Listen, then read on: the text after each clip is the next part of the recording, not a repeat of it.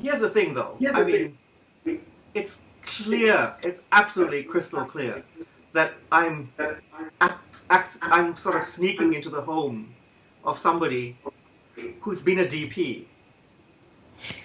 Do you know why? Because you are perfectly lit. You are perfectly lit. You are the first person who I ever sneaked into the home of who was perfectly lit.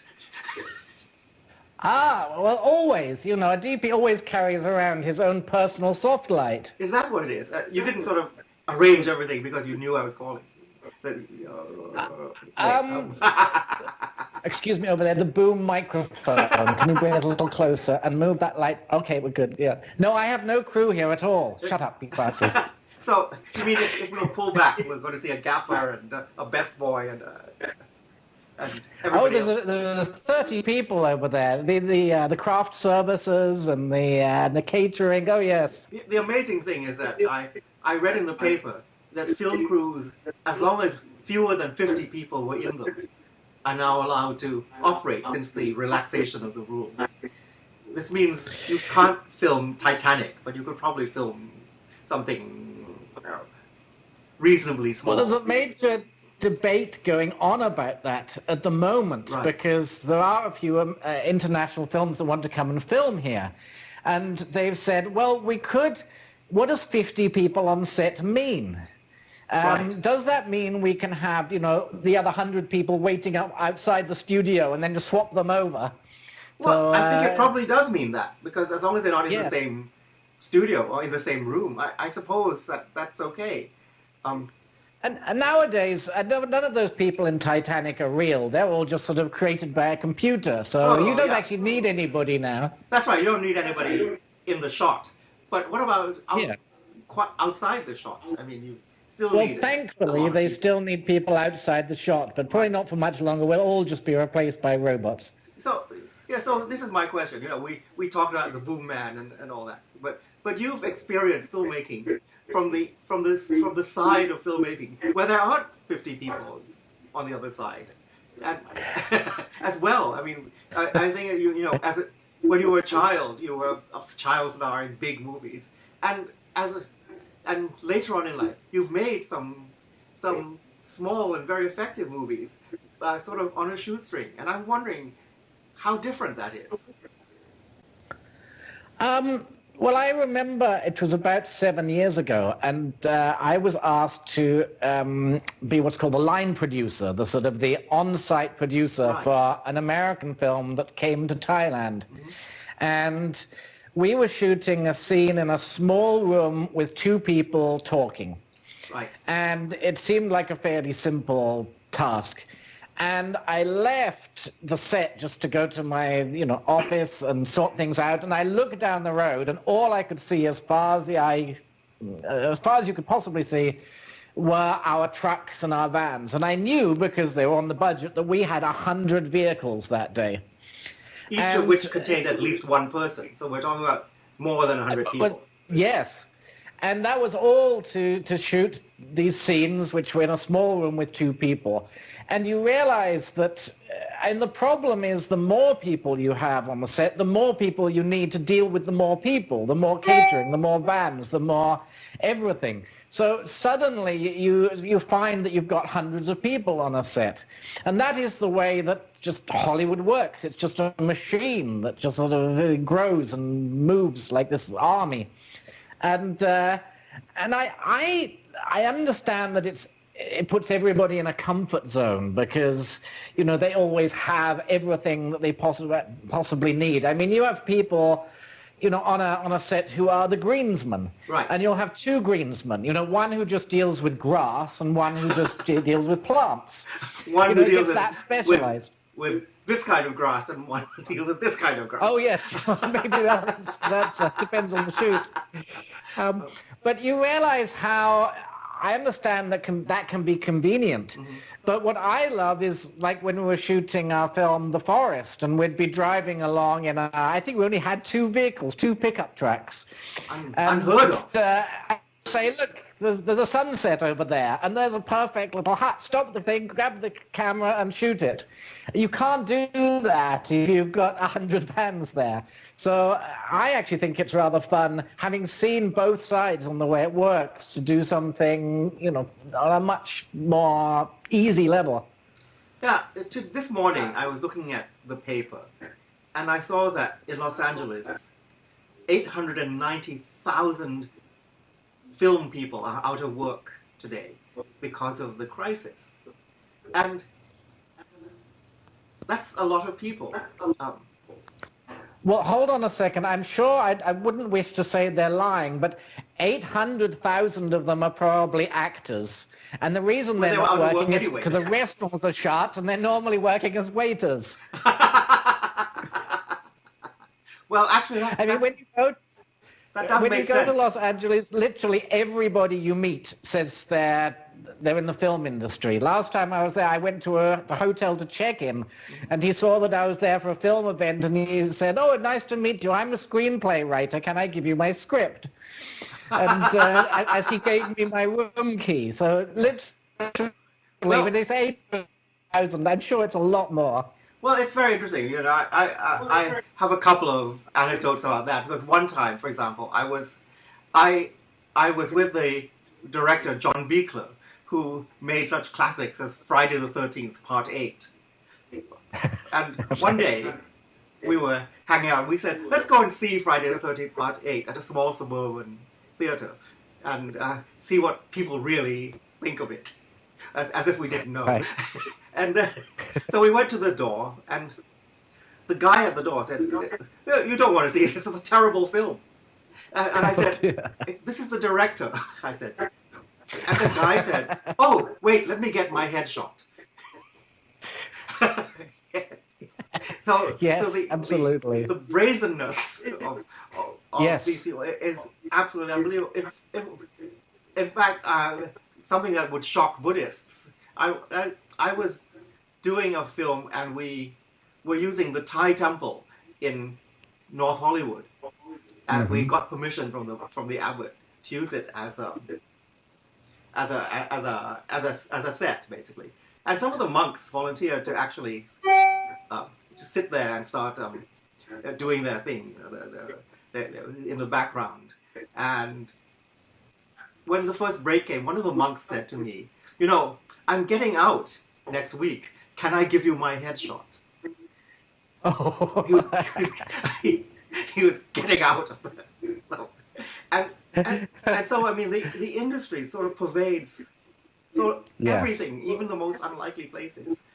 And it must be great to live in this country where people aren't bombarding you all the time with this kind of thing.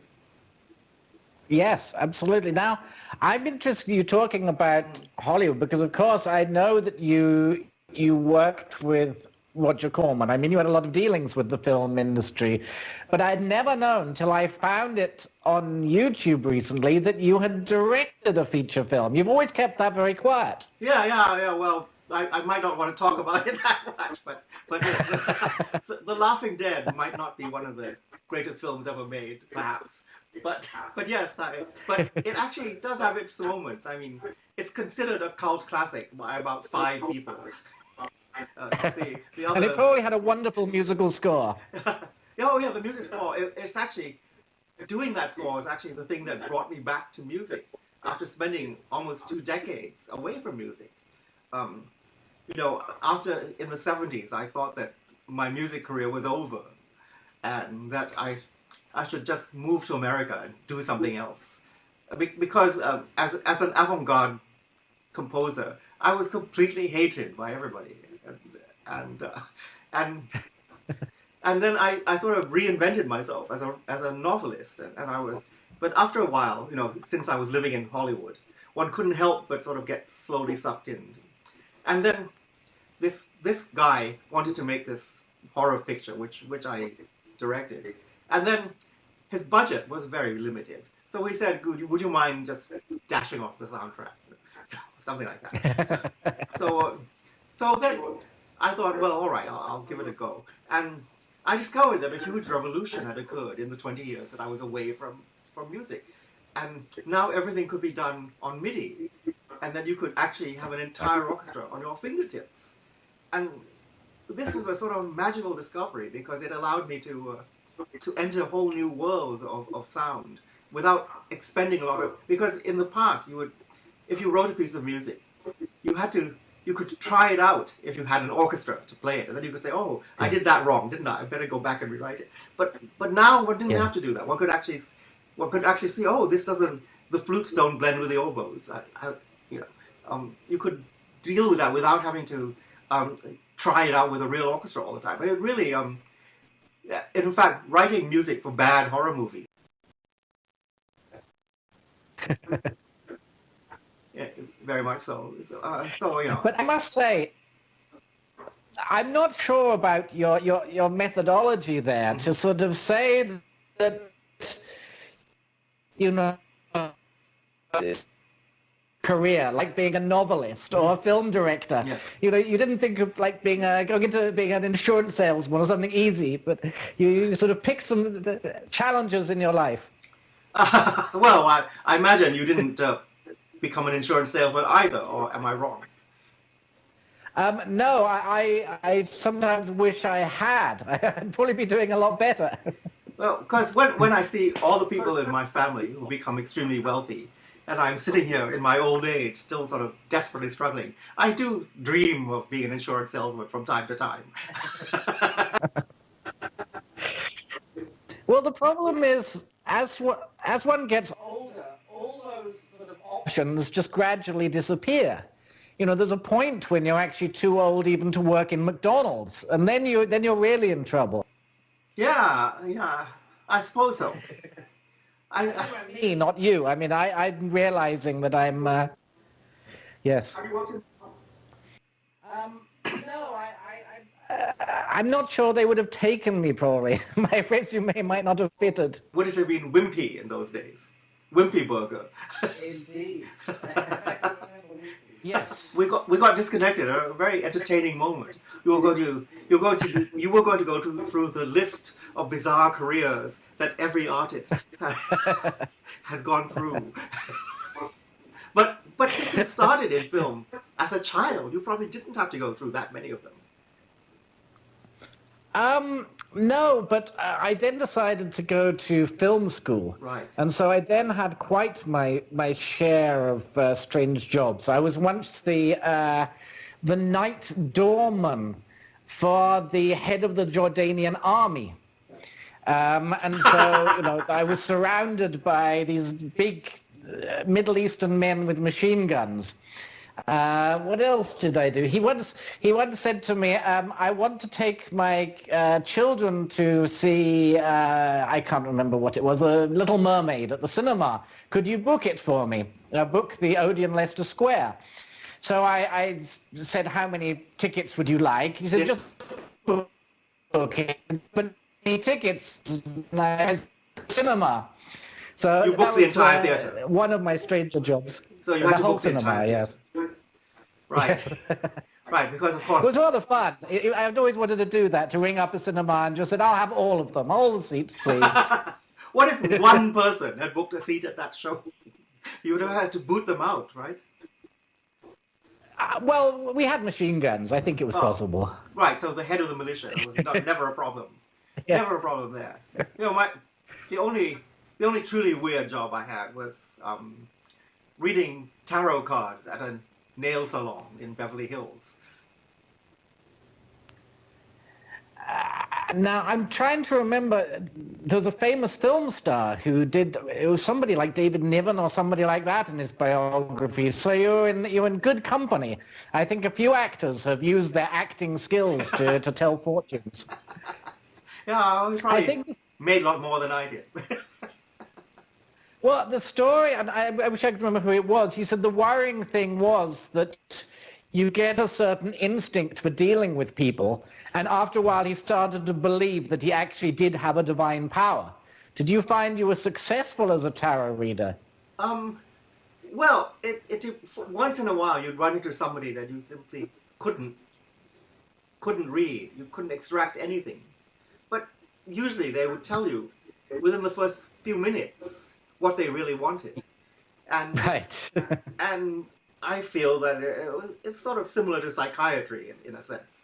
Uh, um, but Yes. also, with tarot cards, the great advantage of them is that every card can mean pretty much anything you want. So you can get a legitimate reading that actually fits virtually anything that comes in front of you. I see. And I yes, see. So, in a way, you sort of have to semi-believe it for it to work. yes. Yes. No, I can imagine. Hmm. So next time I'm not sure about what the box office of my film is going to be, I can come and see you, and you can tell me with the aid of the tarot cards. I could tell you, but of course, there's no guarantee. And and if one is reading for somebody that one knows, I think there's even less of a guarantee because you're even more likely to say what you think they want to hear. Yes. Yes, yes, yes. But Now, I was interested by you talking about what reinterested you in music was writing for a film. There was a wonderful piece when John Williams was given a Lifetime Achievement Award. And he talked about, film music as, in a way, the modern popular classical music. mm-hmm. And he talked about which composers he thought would be now active as film composers. He thought that Wagner would definitely be into it and would have a massive studio with a great big W on the outside. Yes. And yes, I'm sure So, that's true. and I mean, for me, I was fascinated last year when you put on your Star Wars concert, because I mean, I think that was the Star Wars soundtrack was in a way the gateway for me to become interested in orchestral music. Really, And I'm sure that must be true for a lot of people. for a lot of people, I'm sure that's absolutely true.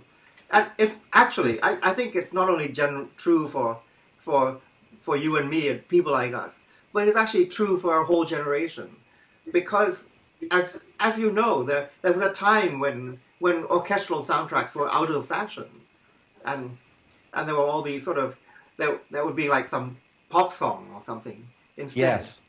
And actually, I think in a way that's a lot simpler to do because it much simplifies the editing process. I mean, you can just sort of create something and just use the music to Yes. propel you. So sometimes you don't even have to think of the structure of a scene if you're doing that. But then I think that the idea that big orchestral music was something to be used in the epic or the large fantasy story, that suddenly got into everybody's brains, I think. And I Yes. think now if you see that kind of movie that has a big subject and you don't have a big orchestral score, you feel a little bit sort of Yes. No, absolutely. Yes. Though I was fortunate enough to be in Los Angeles and to go to the Hollywood Bowl to hear John Williams conducting his own work from the films. And it was wonderful. The audience loved it. And then at the beginning of the second half, he said, now I will be premiering an original work never heard before, which is the John Williams Concerto No. 1 for the tuba. What And a fine instrument never for a really concerto. thought of the tuba as being an instrument that would carry a concerto. And this noise that sounded like a sort of elephants with stomach troubles sort of erupted. And it went on for rather longer than any of us would have liked, with no semblance of melody whatsoever. And I thought it was rather interesting that that John Williams could write these wonderful themes of, Star Wars and Indiana Jones, but really his true passion was writing his strange tuba concerto. So as it ended, everybody sort of applauded politely and then shouted out, play Star Wars again. Well, it's an odd thing that you should say that, because I think that many composers who are primarily known for film music had this sort of secret belief that they wouldn't be accepted unless they wrote, sort of quote, a real piece of music. But then there were those who came from the world of real music and sort of transformed the Hollywood music completely as well. So, but look, have you ever heard any of Bernard Herrmann's concert music? No, only his film music. Because, to be honest, it doesn't sound much different from his film music. Right. You can sort of easily imagine scenes from a Hitchcock film playing out a lot of the time. And I think that's also true of the Miklos Rozsa sort of concert scores. But I think as you get closer to our time, this is less true, perhaps. Well, it's interesting because, I suppose there's always a problem for a film music composer is that you are generally accompanying. And it's possible that some of the best scoring you don't notice. That it sets a tension, it sets a mood. Now, in the right places, of course, the Jerry Goldsmiths, will have a theme, and you'll hear it and you'll recognize it. But I can imagine that a composer thinking, I don't want to just be the accompanist. I don't want to be just going off in the background. I want to, have people literally listening to my music. Right. Do you think? Well, I think that's generally true. But I see fewer and fewer composers of film music today sort of trying to break out into concert music. There's a few, like Howard Shore wrote an opera. Uh-huh. But it was an opera of The Fly, so right. so he hardly escaped from the film music. Yes. But tell me this, it seems to me that most contemporary classical music tends to have to be quite, modern, avant-garde. And I always tend to miss something.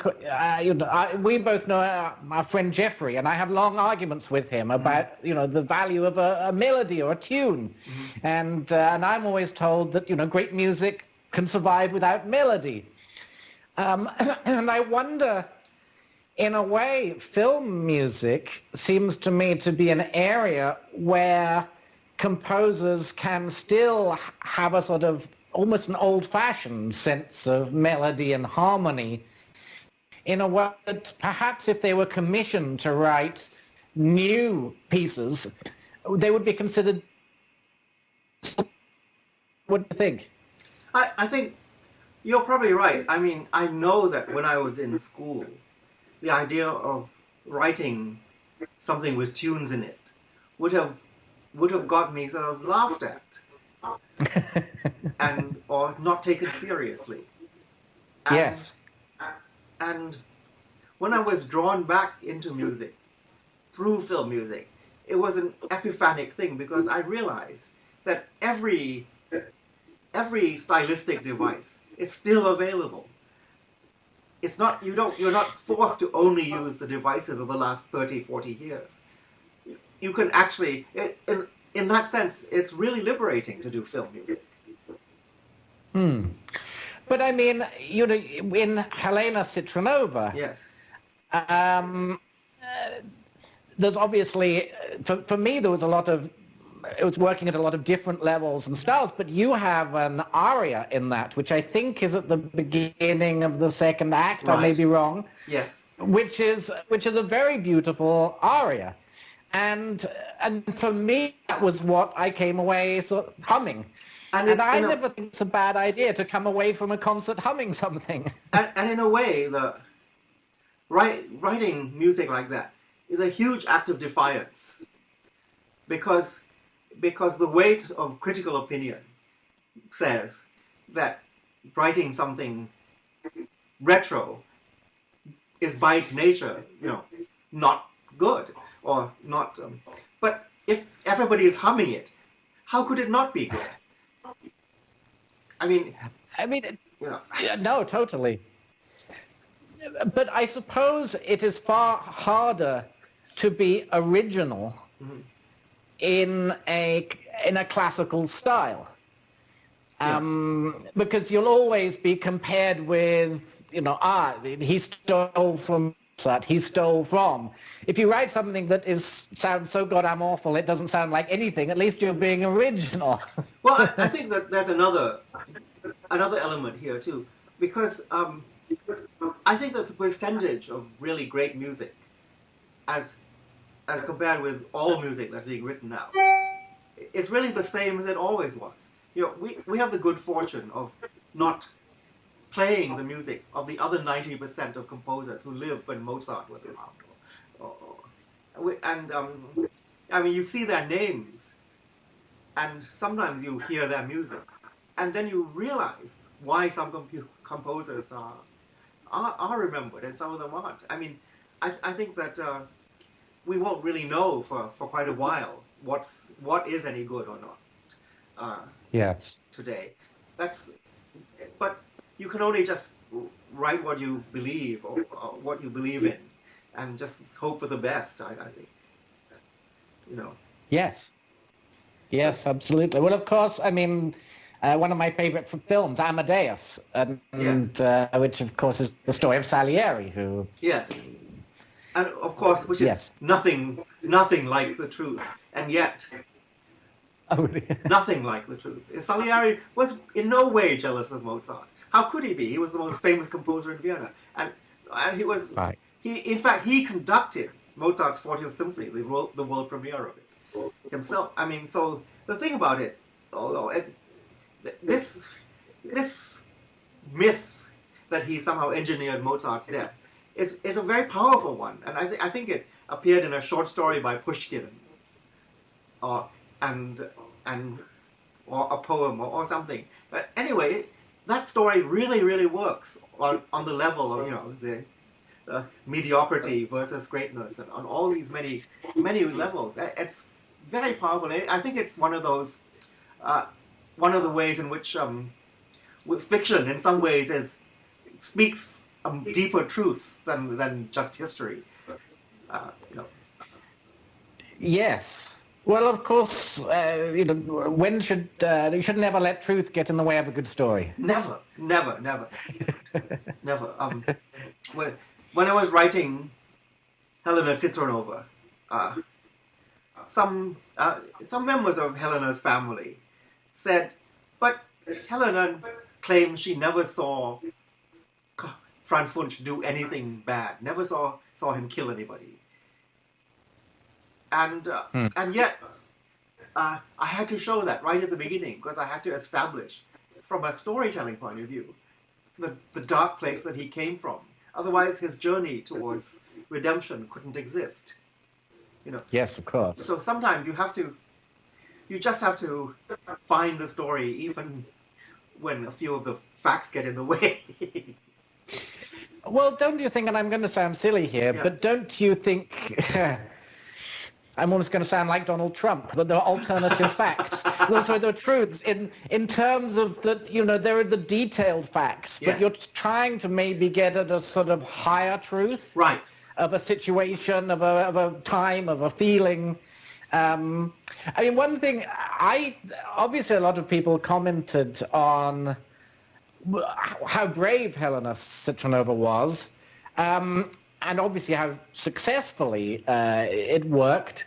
But I did think it was brave to take on something that is such a sensitive subject and of course would be very easy, I think without even intending it, to somehow cause offense or insensitivity.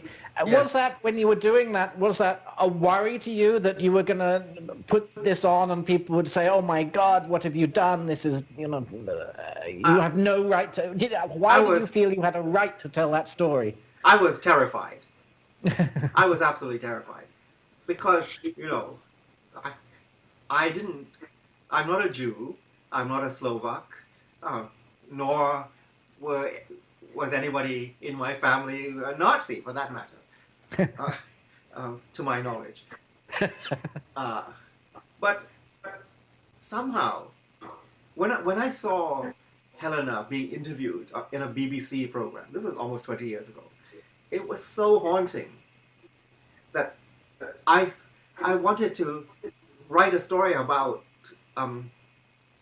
what love really means, or what love really is, and whether it can really exist.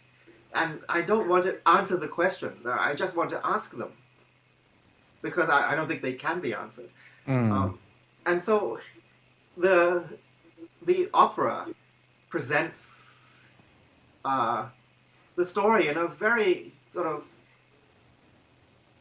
I would say, in a very non-committal way, in a sense. It's not an opera about how great Helena is and how evil the Nazis are. It's basically about those two people and this horrible thing that they're trapped in. And one of the things I was most afraid of, and in fact this question was asked me very indirectly and tactfully by the Israeli embassy. They asked me this. They said, is your opera going to give the Nazi character too much credence by making him too palatable? They asked me this, and it was a very serious question, I think. Yes. Because they said we don't want the two sides to be seen as equal, or we don't want a parity between this. We don't want good and evil to be equal or to be watered down. And I told them that I was going to tell a story and not provide any answers. In the end, in the end, I was told by my Jewish friends who watched it that they what they took away from it was what I hoped they would take away from it. And then I was also told by my German friends who watched it that they had really hoped that those two would get together at the end. Yes. Yes. Which meant that, from my point of view, my trying to tell the story in a neutral way sort of was the right approach, I think. Well, do you not also think that, as for me, part of the message, which I do think is an important message, is that evil and evil people don't come with a big badge saying they're evil. Right, they don't. I'm sure that you could meet evil people and they would be charming and pleasant and would quite likely, con you into thinking they were lovely. Well, I'm glad you brought up evil people, because I really want to talk about you, not about me. and you, I just recently saw a film of yours that had an unbelievably evil person at its core, and I wanted to ask you about that. Did you yourself feel that this person was irredeemably evil? I think you're probably referring to Eulenia. Yeah, I am. Yes. What do you say we go for a drive later? Yes, sir. Good.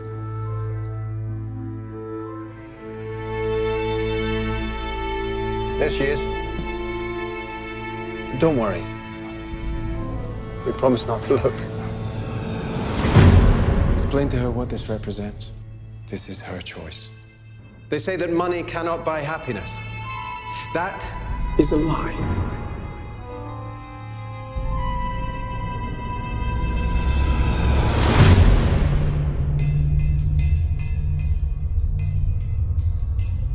I need money for my sister. My mother very sick. Maybe there is a way you can help your sister.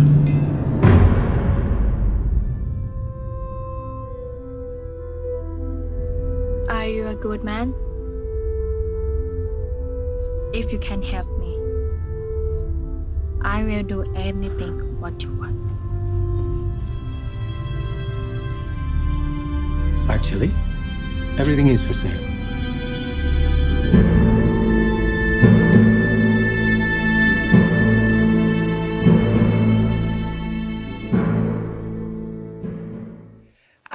Well, there are a few things in that. I mean, one was that this is, the main character is one of the super rich, the 1%, the billionaire.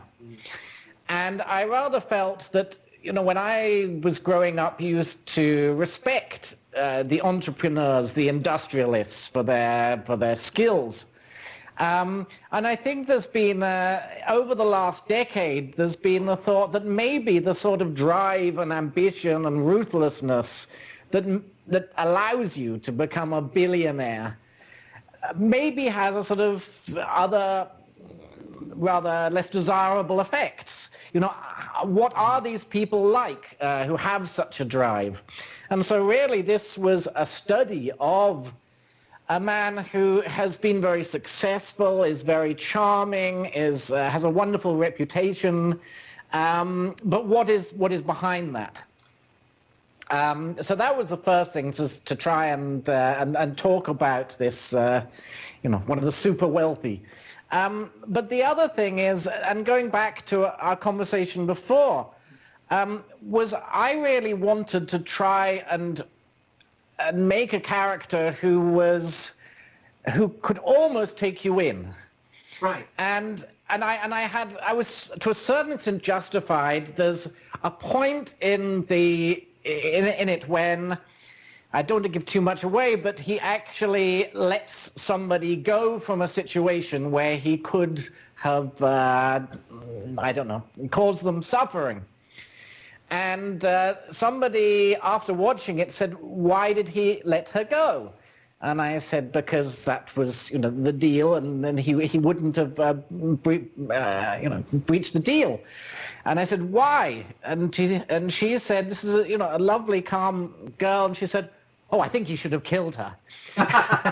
But you see, this character's mind, it works in such detail and with such sort of unstoppable logic. And I thought it was a really brilliant film in that you did what so few people can do, which is to create something completely implacable. You know that it's coming, and it's almost sort of like Oedipus Rex in that in that you just cannot stop this. No, and yet you don't run away either. You just let this thing, you know, like a huge steamroller, just run over you, because you can't you're absolutely frozen to the spot, and you have to watch it to the bitter end. And good. And that's you know, it's extremely effective, and also I think very unusual, because so many directors, I think, would be tempted to find a little distraction somewhere or get off the path just for a moment. But this film is just relentless. Well, thank you. Well, it may be an effect. I mean, to go back, you referred to when I was young, I was a child actor. Right. And of course, most of the time, you know, you are the son, you're the schoolboy. Right. And then I was in a television thriller, and it was, I think, 2 or 3 parts. Mm-hmm. In which it was revealed at some point that I was the killer, and that I had killed my mother's lover and my father and I think a couple of other people. And of course, that was the most fun I had ever had. I can imagine. To be able to play a truly evil child.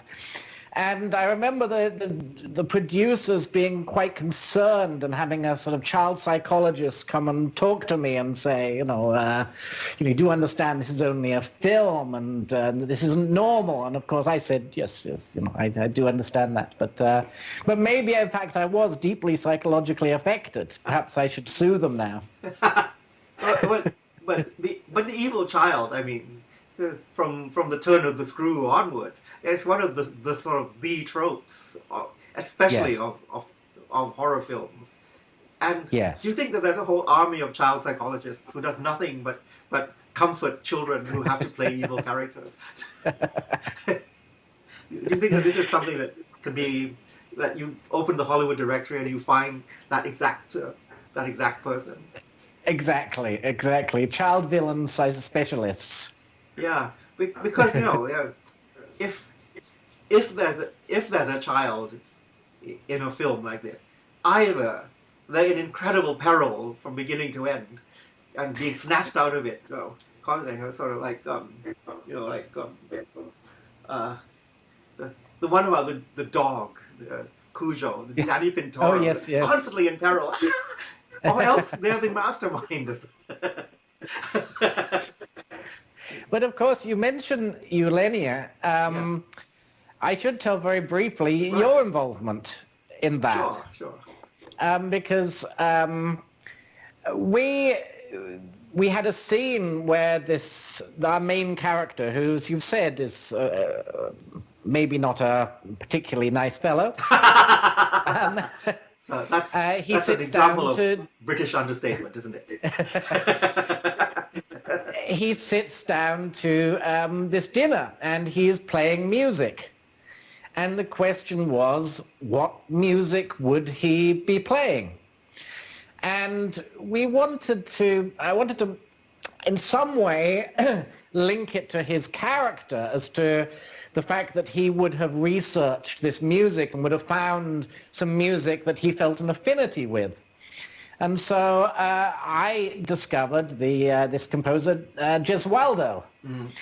And thankfully, the music was actually very powerful. I was worried when I discovered about this composer, because the interesting thing about Gesualdo was his background of his personality. And you know it much better than me. Tell me about Gesualdo. Well, I mean, there are a number of well-known things. He murdered his wife hideously. And he had it all planned. It was definitely... he got away with it because she had a lover, and he was a prince, and